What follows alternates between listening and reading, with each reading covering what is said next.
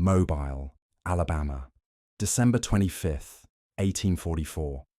Christmas morning dawned cold and grey over the cotton fields, but inside the quarters something darker than winter had taken hold. While church bells rang across the city and white families gathered around their breakfast tables, a woman named Harriet moved through the shadows with purpose carved from decades of suffering. In her calloused hands, she gripped a hatchet worn smooth by years of splitting kindling. But today, it would split something else entirely. By noon, 5 overseers lay dead. 5 men who had wielded whips like scepters, who had traded in human misery, who had thought themselves untouchable. Each one fell to the same blade, each death more calculated than the last. This wasn't madness. This wasn't a moment of rage. This was justice delivered with surgical precision by a woman who had memorized every cruelty, catalogued every injustice, and finally decided that Christmas would be the day of reckoning. Before we dive deeper into this story that history tried to bury, drop a comment telling us where you're watching from and what time it is in your corner of the world. And make sure to hit that subscribe button, because stories like these need to be told. The Alabama sun had barely crested the horizon when Harriet began her work. She had risen before dawn, as she had every day for 23 years on the Thornfield plantation. Her bare feet knew every creaking board in the slave quarters, every loose stone on the path to the main house. But this morning was different. This morning, she didn't head toward the kitchen where she usually prepared breakfast for the master's family. Instead, she walked to the tool shed. The hatchet hung on its usual peg, innocent and ordinary. It had chopped firewood through countless winters, cleared brush from the cotton rows, split rails for fencing. In Harriet's hands, it felt familiar, balanced. She had used this very tool to build the infrastructure of her own oppression. Today, she would use it to tear that infrastructure down. Mobile's Christmas morning unfolded like any other holiday in the antebellum South. The wealthy plantation families attended morning services at Christ Episcopal Church, their carriages rolling past the slave quarters without a glance. Children squealed over new toys while their parents discussed cotton prices and political matters over mulled wine. It was a world built on the backs of people like Harriet, sustained by their labor, enriched by their suffering. A world that considered itself civilized, Christian, blessed by God Himself. But in the quarters, a different kind of service was beginning. Harriet had chosen Christmas for reasons that went beyond irony. It was the one day when the overseers might let their guard down, when they might drink a little more, when they might assume that even the most rebellious slave would be cowed by the supposed sanctity of the day. They were wrong. If anything, Christmas made her purpose clearer. While the masters celebrated the birth of a saviour, she would deliver her own form of salvation. The first overseer was Marcus Webb, a man whose cruelty had become legendary, even among his peers. Webb took particular pleasure in the psychological torment that preceded physical punishment. He would force enslaved people to choose which of their family members would receive lashings. He would make parents watch as their children were beaten. He would separate lovers and laugh as they begged to say goodbye. Webb lived in a small cabin near the cotton gin, close enough to the quarters to hear any whispers of discontent, far enough from the main house to conduct his business without disturbing the master's family. On Christmas morning, he was nursing a bottle of corn whiskey, a gift from Thornfield's owner, when Harriet knocked on his door. The knock was soft, respectful, the kind of knock Webb expected from the people he terrorized daily. He opened the door with the lazy confidence of a man who had never faced real consequences for his actions. What he saw was Harriet, head bowed, hands clasped in front of her, as if she were about to deliver a message from the main house. What he didn't see was the hatchet hidden in the folds of her worn dress. The blade found his throat before he could speak. It was over in seconds. Webb's blood spilled across the threshold of his cabin, mixing with the dirt he had walked on.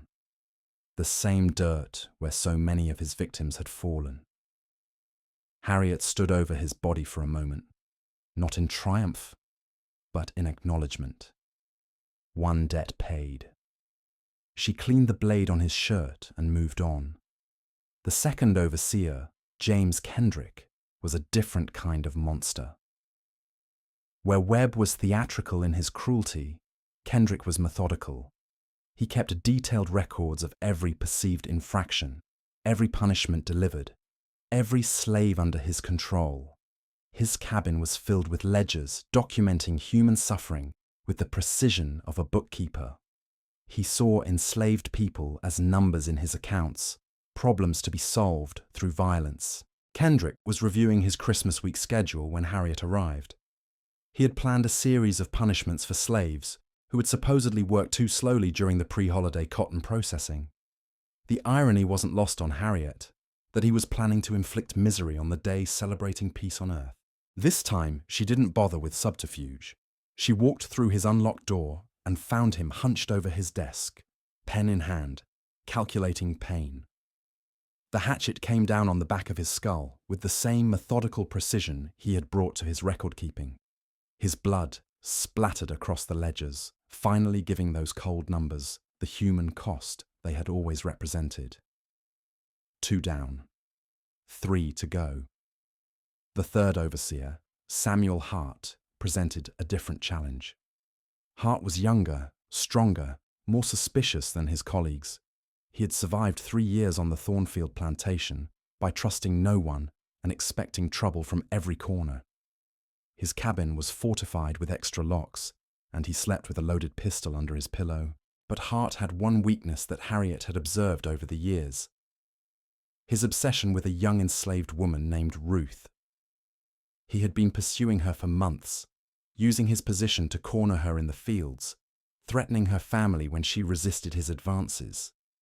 Ruth was barely 18, the same age Harriet's own daughter had been when she was sold away to a plantation in Mississippi. On Christmas morning, Hart was expecting Ruth to visit his cabin. Harriet had overheard him making the demand the day before, using his typical combination of threats and false promises. Ruth was terrified, but she had little choice. Resistance meant punishment not just for her, but for her mother and younger siblings. Harriet intercepted Ruth before she reached Hart's cabin. She looked into the young woman's frightened eyes and saw her own daughter's face.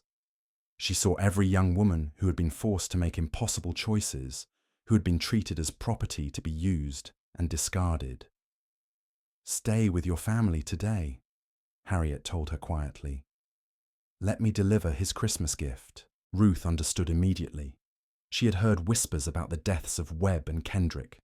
Word travelled fast through the quarters, carried on looks and gestures more than words. She nodded and melted back into the shadows. Harriet approached Hart's cabin from the back, moving through the tall grass that grew wild behind the outbuildings. She could see him through his window, pacing impatiently, checking his pocket watch, growing angrier by the minute.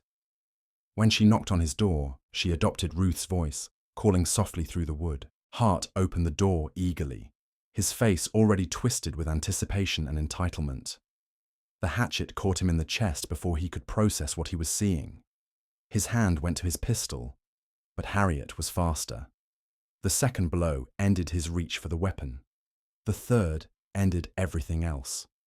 As she stood in Hart's doorway, Harriet felt something she hadn't experienced in decades, a sense of protection. She had saved Ruth from this monster. She had prevented other young women from suffering what so many had endured. For the first time in her adult life, she had been able to shield someone from harm instead of simply witnessing it, but her work wasn't finished. The fourth overseer, Thomas Crenshaw, was perhaps the most dangerous of them all. He was intelligent, connected to Mobile's political establishment, and absolutely ruthless in maintaining the plantation's productivity quotas. Crenshaw didn't just see enslaved people as property. He saw them as a complex system to be optimized. He studied their relationships, their fears, their hopes, and used that knowledge as a weapon. Crenshaw had been the one to sell Harriet's daughter. He had observed that Harriet was becoming too attached to the girl, that her maternal instincts were making her resistant to discipline. His solution was clinical. remove the source of attachment, increase compliance through grief. He had explained this to the master as if he were discussing crop rotation. On Christmas morning, Crenshaw was in his cabin, writing a report to the plantation owner about implementing new efficiency measures in the coming year. His plans included separating more families, increasing working hours, and reducing food rations to eliminate complacency. He wrote with the detached enthusiasm of a man who had found his calling in human misery. Harriet found his door locked, but she had expected this. She had spent years observing Crenshaw's habits, learning his routines. She knew he kept a spare key hidden under a loose board on his porch, placed there for late-night visits from other plantation managers and local officials who came to study his methods. She let herself in silently. Crenshaw was so absorbed in his writing that he didn't hear her approach. The hatchet fell across his writing hand first, pinning it to the desk. He screamed and turned, finally seeing her face. In that moment, she spoke the only words she had uttered during any of the killings. Her name was Sarah, she said, referring to her daughter. Remember that when you meet your maker. The final blow silenced him forever. His efficiency reports would remain forever unfinished, his optimization plans dying with him. 4 overseers dead, 1 remaining. The 5th and final overseer was different from the others. Benjamin Ross wasn't particularly cruel by the standards of his profession. He didn't take pleasure in violence, didn't devise elaborate punishments, didn't pursue enslaved women. He simply did his job with workmanlike efficiency, maintaining order through the steady application of force. In some ways, this made him the most dangerous of all, because his violence came without passion, without anger, without any human emotion that might create unpredictability. Ross represented the system itself, cold, mechanical, relentless. He was cruelty without personality, oppression without individual malice. He was every chain, every whip, every auction block made flesh. As Christmas morning moved toward afternoon, Ross was making his rounds through the quarters. Even on holidays, he maintained his schedule, checking that enslaved people were in their assigned locations, that no one was gathering in groups large enough to cause concern, that the basic architecture of control remained intact. He found the bodies of the other overseers as he made his rounds. Webb, Kendrick, Hart, Crenshaw, all dead in their cabins. The pattern was unmistakable. Someone was hunting overseers with methodical precision. Ross was smart enough to know he was next, experienced enough to know who was responsible. He found Harriet waiting for him in the center of the quarters, standing in the small clearing where enslaved people sometimes gathered for evening prayers. She was no longer hiding, no longer using stealth or deception. The hatchet hung openly at her side, its blade dark with the blood of his colleagues. "You know why I'm here," she said simply. Ross nodded. He understood the mathematics of the situation, the logic of her actions. In his clinical way, he even respected the efficiency of her execution. "It won't change anything," he told her. "They'll just bring in new overseers, probably worse ones." Harriet looked at him with something approaching pity. "That's tomorrow's problem," she replied. "Today is about settling old accounts." Ross reached for the pistol at his belt, but his movements were measured, almost resigned. He had seen what Harriet's hatchet could do, had walked through the carnage she left behind. He knew the mathematics of violence, and the numbers weren't in his favor. The blade caught him across the wrist as he drew the weapon. The pistol tumbled into the dirt, useless. Ross stumbled backward, clutching his severed tendons, blood streaming between his fingers. He looked up at Harriet with the same cold calculation he had always used to assess problems on the plantation. "You realize what this means," he gasped. "They'll burn the quarters. They'll hang every person here." Harriet stepped closer, the hatchet steady in her grip. "Maybe, but you won't see it." The final blow came swift and clean. Benjamin Ross collapsed into the Alabama dirt, his blood mixing with the soil that had drunk the sweat and tears of generations. 5 overseers dead, 5 instruments of torment silenced forever. But Harriet's work was far from over. The killing had been the easy part. Now came the reckoning. Words spread through the quarters like wildfire through dry cotton. Whispered conversations behind cabin doors, meaningful glances across the fields. Children hushed when they asked too many questions. Everyone knew what had happened. Everyone understood the implications. And everyone waited to see what would come next. The plantation owner, Colonel William Thornfield, was attending Christmas dinner at his brother's mansion in downtown Mobile when a breathless rider brought news of the massacre. The messenger, a young field hand who had discovered Ross's body, could barely speak through his terror and exhaustion. "All dead, sir," he stammered. "All 5 of them. Cut down like trees." Thornfield's face went white, then red, then white again.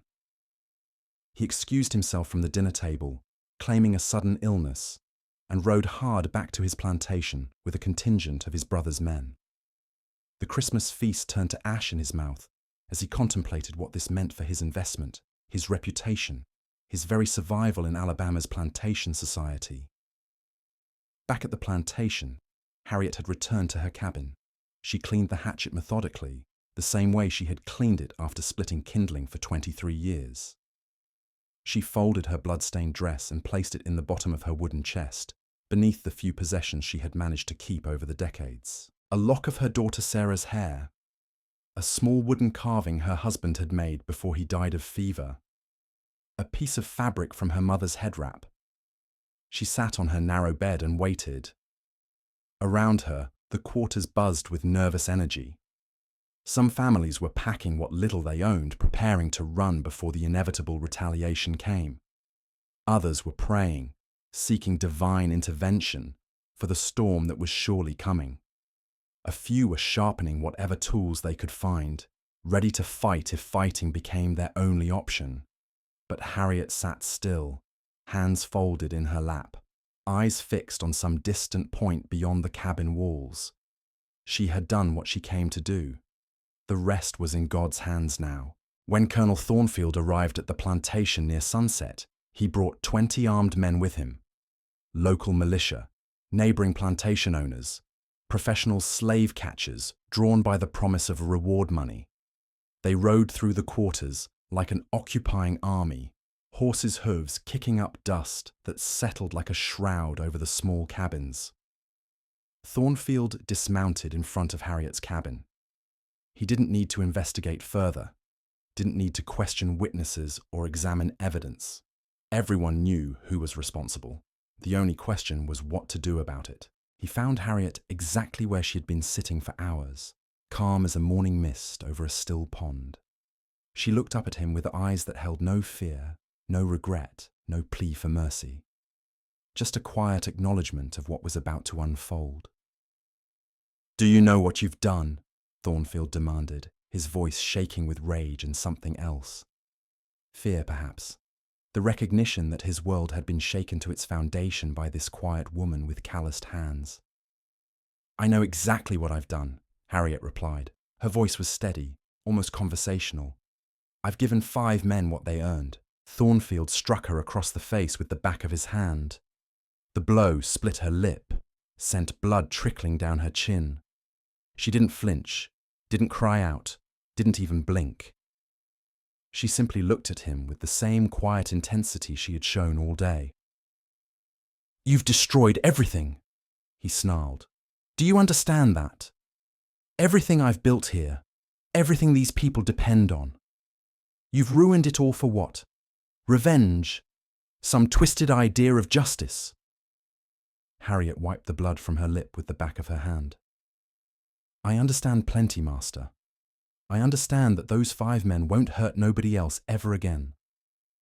I understand that Ruth won't have to visit Hart's cabin tonight. I understand that whatever comes next, it comes to people who are already free." "Free?" Thornfield laughed bitterly. "You think you're free? You think any of this makes you free? I've been free since this morning, Harriet said simply. Free since the moment I picked up that hatchet. Everything after that is just paperwork. The colonel's face contorted with fury. He turned to his men, gesturing wildly. String her up, right here, right now. Let everyone see what happens to murderers on my land. But one of the men, a grizzled plantation manager from a neighboring county, stepped forward. Hold on there, Bill. You can't just lynch her without a trial. Not with something this big. Too many people in Mobile know about it already. Too many questions would get asked. Thornfield wanted to argue, but he knew the man was right. The massacre of 5 overseers wasn't something that could be handled quietly. There would be newspaper coverage, official investigations, legal proceedings. His reputation and his business interests demanded that everything appear to be handled properly, legally, by the book. Fine, he spat. We'll do it legal, but she hangs either way. They bound Harriet's hands with rope and loaded her onto a wagon for the ride to Mobile's city jail. As they prepared to leave, she looked out over the quarters one last time. Faces peered at her from doorways and windows, some frightened, some sorrowful, some filled with something that might have been pride. Near the edge of the group, she spotted Ruth standing with her family. The young woman met her eyes and mouthed 2 words. Thank you.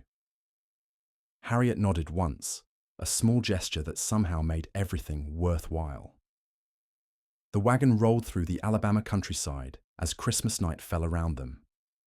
The stars emerged one by one, the same stars that had watched over countless other journeys between plantation and courthouse, between bondage and whatever lay beyond. Harriet looked up at them and thought about her daughter Sarah, wondering if she was looking at the same stars from some distant cotton field in Mississippi. Mobile's jail was a brick building in the heart of the city, not far from the docks where slave ships had once unloaded their human cargo. The irony wasn't lost on Harriet, as they locked her in a cell that had probably held runaway slaves waiting to be returned to their masters. Now, it held someone who had run towards something instead of away from it. News of the Christmas Day massacre spread through Mobile like yellow fever through summer air. By the morning of December 26th, crowds were gathering outside the jail, some demanding immediate justice, others simply curious to see the woman who had single-handedly killed 5 overseers. The local newspapers scrambled to get the story, interviewing anyone with even a tangential connection to the events. The Mobile Mercury ran the headline, "Slave Woman Murders, 5 on Christmas Day," in letters so large they could be read from across the street. The article described Harriet as a crazed negress driven to madness by the season and called for swift justice to prevent similar outbreaks of savage violence. But in the slave quarters throughout Alabama, a different story was being told, whispered around cooking fires and shared in the brief moments when overseers weren't watching. It was a story of courage, of justice, of someone finally striking back against the system that had ground them all down for generations. They called her the Christmas Angel, the woman who had delivered a gift that none of them had dared to dream of receiving. 5 overseers dead by one woman's hand, 5 fewer whips cracking over bent backs, 5 fewer voices shouting orders and threats and curses. The trial was scheduled for early January, barely 2 weeks away.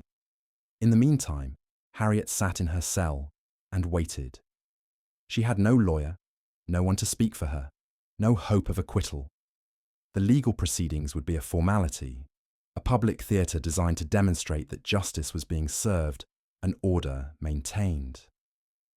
But Harriet had never expected to survive her Christmas morning work. From the moment she picked up that hatchet, she had known how the story would end. The only question was whether it would end with meaning, whether her death would serve some purpose beyond simply satisfying the bloodlust of Alabama's ruling class.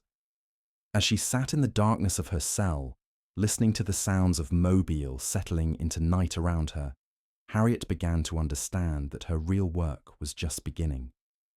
The killing had been personal, a settling of accounts between herself and 5 men who had made her life hell. But what came next would be larger than that, more important than her individual grievances.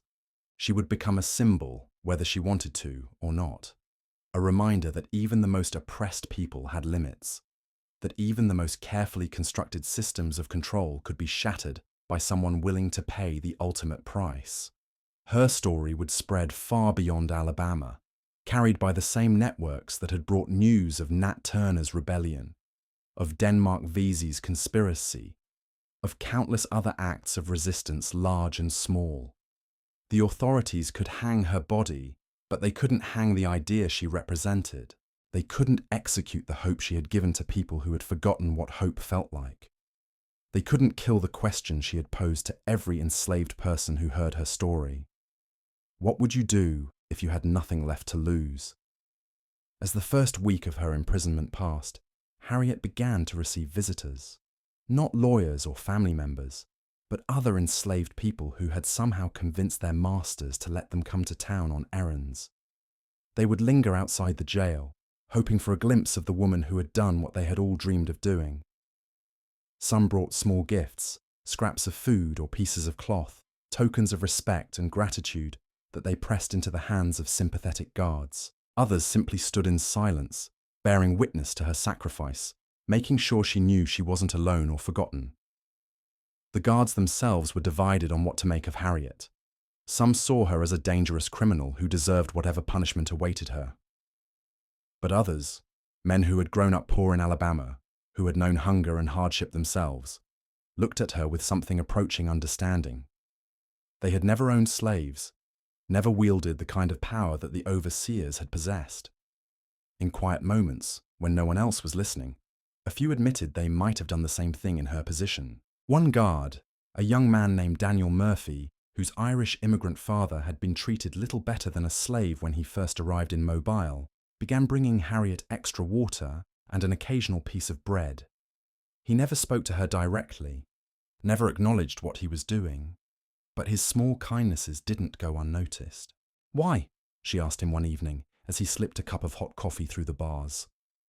It was the first word she had spoken to any of her captors since arriving at the jail. Murphy looked around nervously, making sure they were alone. "My father told me stories," he said quietly, "about the landlords back in Ireland, men who thought they owned everything, including the people who worked their land. He said sometimes a man has to stand up, even if it kills him." Harriet nodded slowly. "Your father was a wise man." "He died in the potato fields," Murphy said. "Worked himself to death trying to pay rent to men who never lifted a finger. But he died free, in his own mind anyway. That's what matters, I suppose." They stood in comfortable silence for a moment, two people from different worlds who somehow understood each other perfectly. Then Murphy heard footsteps in the corridor and quickly moved away, resuming his official demeanor. But that brief conversation had planted something in Harriet's mind. She began to see her situation differently, not as an ending, but as a beginning. Her story was already spreading beyond the plantation, beyond Mobile, beyond Alabama itself. Letters were being written.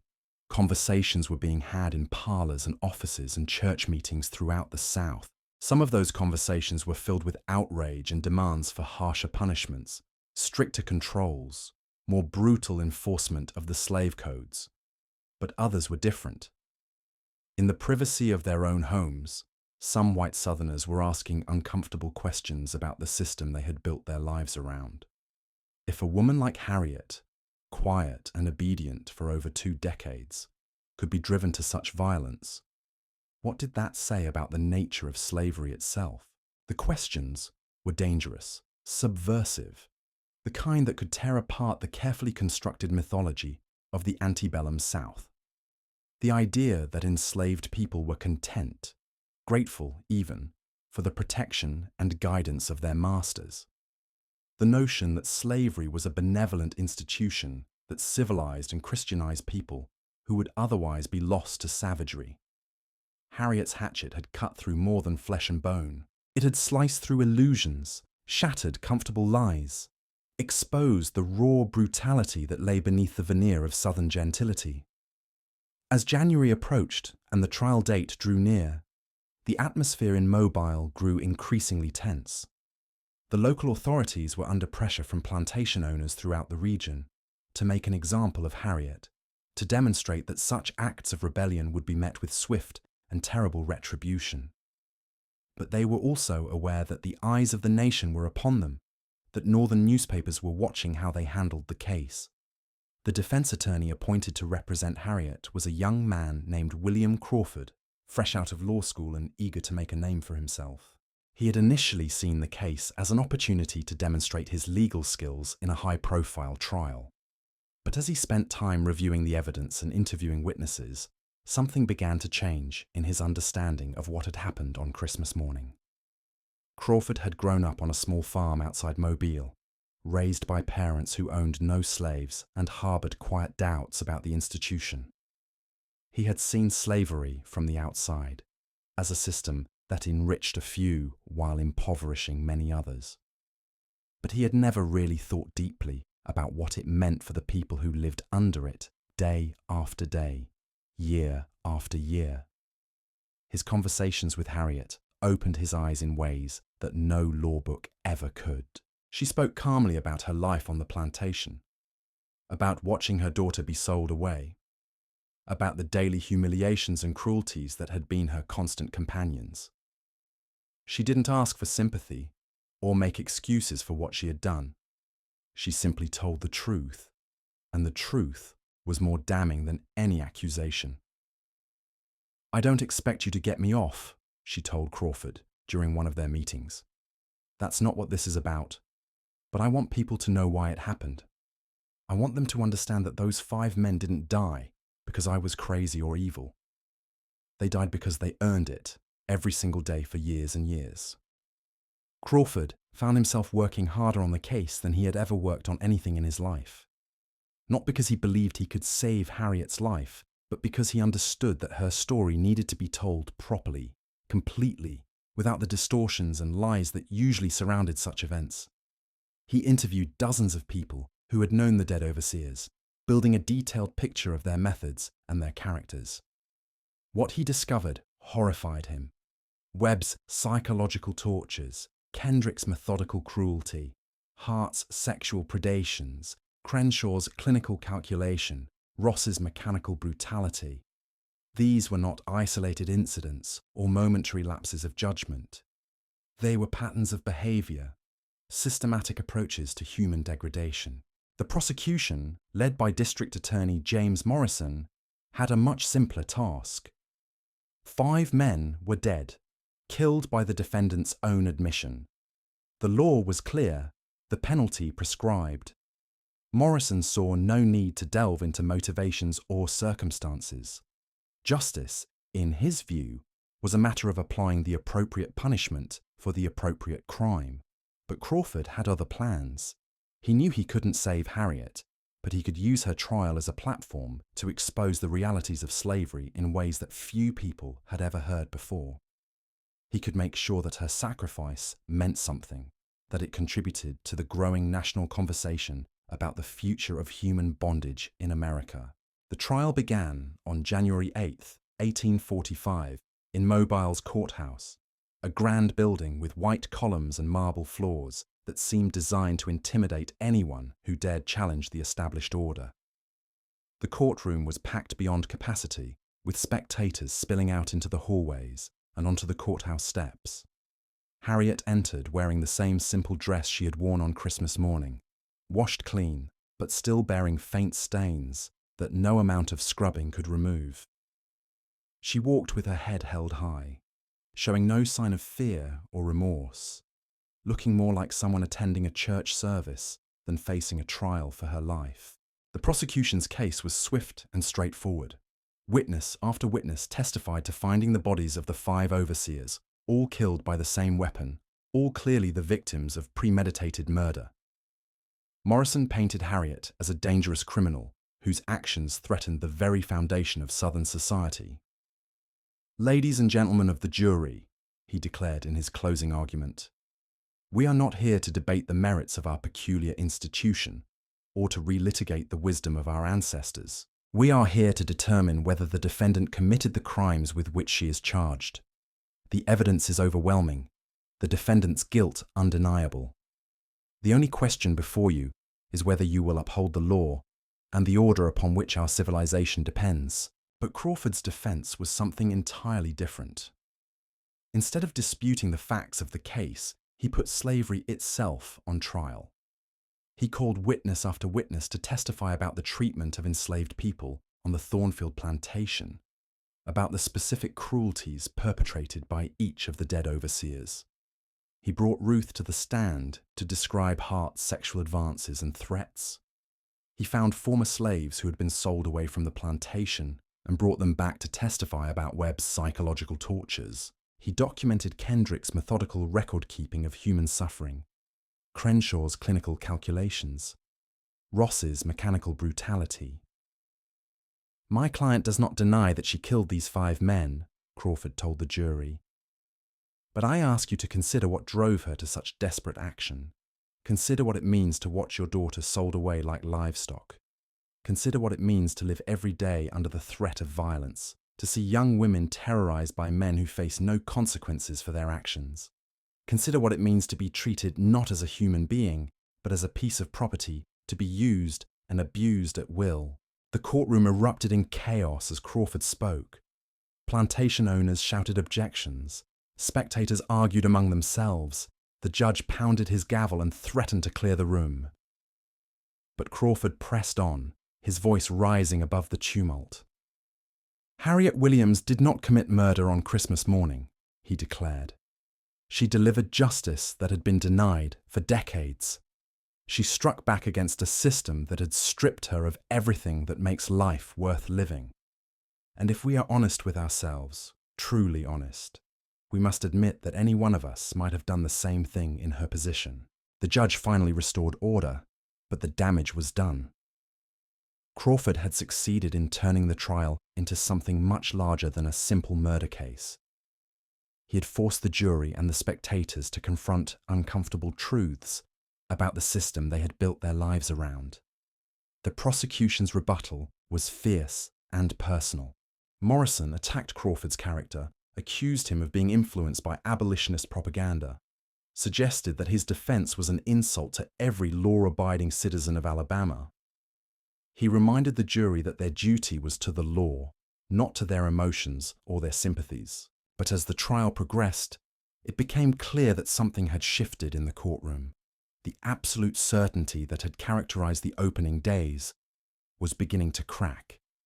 Jurors who had entered the courthouse convinced of Harriet's guilt were now struggling with questions they had never been forced to consider before. What did it mean to be human? What rights, if any, did enslaved people possess? Could there be such a thing as justifiable violence against systematic oppression? These were not questions that Alabama's legal system was designed to address, but Crawford had forced them into the open anyway. The testimony continued for days, each witness adding another layer to the complex portrait of life on the Thornfield plantation. Some painted Harriet as a model slave who had been driven to madness by unbearable circumstances. Others described her as a calculating killer who had planned her revenge for years. But perhaps the most powerful testimony came from Crawford's advice. She insisted on taking the stand in Harriet herself, against her own defense. She spoke simply and directly about her life, about the that had worn away her spirit until losses she had endured, about the daily humiliations to want to kill nobody. She say only determination remained. I didn't, her voice steady and clear. I wanted to live peaceful with my family, to see my daughter grow up, to die in my own bed surrounded by people who loved me. But they took all that away from me, piece by piece, year by year. They took my husband with their fever and their overwork. They took my daughter with their greed. They took my hope with their whips and their chains. She paused, looking directly at the jury, meeting each man's eyes in turn. On Christmas morning, I had a choice. I could keep living the way I had been living, waiting for them to take whatever little bit I had left. Or I could take something back. I chose to take something back. And if I had to do it again, knowing everything I know now, I would make the same choice. The courtroom was absolutely silent as she spoke. Even the most ardent supporters of slavery found themselves moved by her dignity, her refusal to beg or plead or apologize for actions she clearly believed were justified. When the testimony finally ended and the jury retired to deliberate, the entire city seemed to hold its breath. The case had become about much more than one woman's fate. It had become a referendum on slavery itself, a test of whether the system could survive honest examination of its methods and consequences. The jury deliberated for 3 days, longer than anyone had expected. Reports filtered out of heated arguments, of jurors changing their minds, of fundamental disagreements about the nature of justice and the meaning of the law. Some wanted to convict on all counts and recommend the harshest possible sentence. Others argued for a lesser charge, acknowledging the extreme circumstances that had driven Harriet to violence. But in the end, the weight of law and custom proved too heavy to overcome. The jury returned a verdict of guilty on all 5 counts of murder in the first degree. The judge, following Alabama statute, sentenced Harriet to death by hanging, the execution to be carried out within 30 days. Harriet received the verdict with the same calm dignity she had shown throughout the trial. She thanked Crawford for his efforts, shook hands with the guards who had treated her kindly, and returned to her cell to await the final chapter of her story. But even as the legal proceedings ended, her real impact was just beginning to be felt. Crawford's defense had been reported in newspapers throughout the country, his arguments reprinted and debated in parlors and meeting halls from Boston to Charleston. The detailed testimony about conditions on the Thornfield plantation had given many Americans their first realistic glimpse into the daily realities of slavery. Northern abolitionists seized on Harriet's story as proof of slavery's inherent brutality, using her case to argue for immediate emancipation. Southern defenders of slavery tried to dismiss her as an aberration, a mad woman whose actions proved nothing about the system as a whole. But their protests rang hollow in the face of the evidence Crawford had presented. The case had also sparked conversations within the enslaved community itself. Word of Harriet's actions and her trial spread through the underground networks that connected plantations across the South. Her name was whispered in the quarters, her story told and retold around cooking fires, her example cited by those who argued that resistance was possible even under the most oppressive circumstances. Some saw her as a martyr, a woman who had sacrificed herself for the dignity of her people. Others viewed her as a cautionary tale, an example of what happened when anger overcame prudence. But everyone who heard her story was forced to confront the same question she had faced on Christmas morning. How much can a person endure before they break? As Harriet's execution date approached, petitions began circulating calling for commutation of her sentence. Some were organized by abolitionists who saw her as a political prisoner rather than a common criminal. Others came from unexpected sources, including several plantation owners who had been moved by Crawford's presentation of the evidence, but the political pressure to proceed with the execution was overwhelming. Alabama's governor, facing re-election and pressure from the state's most powerful interests, refused to consider clemency. The execution would proceed as scheduled, a demonstration that the state's authority could not be challenged with impunity. On February 7, 1845, Harriet Williams walked to the gallows with the same quiet strength she had carried throughout her trial. A crowd of thousands gathered to witness the execution, but she looked past them all, her eyes fixed on something beyond the horizon. When asked for final words, she spoke clearly enough for everyone to hear. "I die free. That's more than I lived." The rope ended her breath, but not her legacy. Her story spread like wildfire through the South, carried in whispered conversations and coded songs, reminding everyone who heard it that even the most oppressed soul could choose their moment to stand up. Harriet didn't just kill 5 overseers that Christmas morning. She killed the lie that people could be broken completely, that human dignity could be bought and sold like cotton. If this story stirred something deep inside you, subscribe and share it with others who need to hear these truths that history tried to bury.